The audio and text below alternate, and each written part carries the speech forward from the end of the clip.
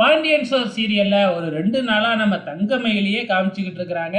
இப்ப தங்கமயில் திடீர்னு அப்படியே அதிரடியா முடிவுகள்லாம் எடுக்க ஆரம்பிச்சுட்டாங்க. இதுக்கப்புறம் நான் போய் அவர பார்க்க போறதில்ல. அவர்கிட்ட பேச போறதும் இல்ல. இந்த குழந்தைய நானே பெத்து தனியா வளர்த்துக்கிறேன் அப்படிங்கிற மாதிரி தங்கமயில் முடிவு எடுத்துர்றாங்க. ஸோ வெளியில வந்து தன்னோட அப்பா, அம்மா கிட்டயும் அதே சொல்றாங்க. ஆனா வந்து பார்த்தீங்கன்னா, இந்த பாக்கியம் சும்மா இருக்குமா? நான் இப்பவே போய் அந்த வீட்ல சொல்றேன் பாரு அப்படின்னே கிளம்ப பாக்குது. ஆனா தங்கமயிலு, நான் சொல்றதையும் மீறி நீங்க போனீங்கன்னா என்ன உயிரோடயே பார்க்க முடியாது அப்படின்னு சொல்லிடுது. இதுக்கப்புறம் என்ன செய்யறதுன்னே தெரியாம முழிச்சுக்கிட்டு இருக்கிறாங்க. இப்ப மீனா அங்கிருந்து கிளம்புறாங்க இல்லையா? பின்னாடியே தங்கமயிலோட அம்மா பாக்கிய வந்து என்னாச்சு அப்படின்னு சொல்லி கேட்க, நம்ம மீனாவும் எல்லா விஷயத்தையுமே சொல்லிடுது. அதுக்கப்புறம் நான் இப்பவே போய் அந்த வீட்ல கேள்வி கேட்கிறேன் பாரு அப்படின்னு சொன்ன உடனே மீனா தான் கூப்பிட்டு அட்வைஸ் பண்றாங்க. அதுக்கப்புறம் அந்த வீட்டுக்கு போகவே இல்லை.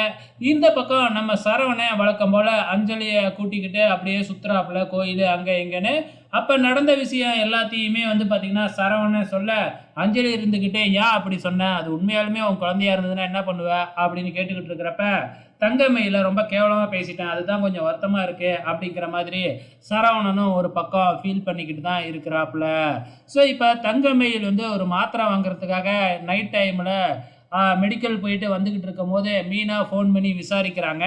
என்னை பற்றிலாம் கவலைப்படாத மீனா, நான் பார்த்துக்கிறேன் என்ன அப்படின்னு பேசிக்கிட்டே வரும்பொழுது ஒரு ரெஸ்டாரண்ட்டில் வந்து நம்ம சரவணனும் அஞ்சலியும் உட்காந்து டீ குடிச்சிட்டு அதுக்கப்புறம் ஜோடியாக ஒரே பைக்கில் ஏறி போகிறாங்க.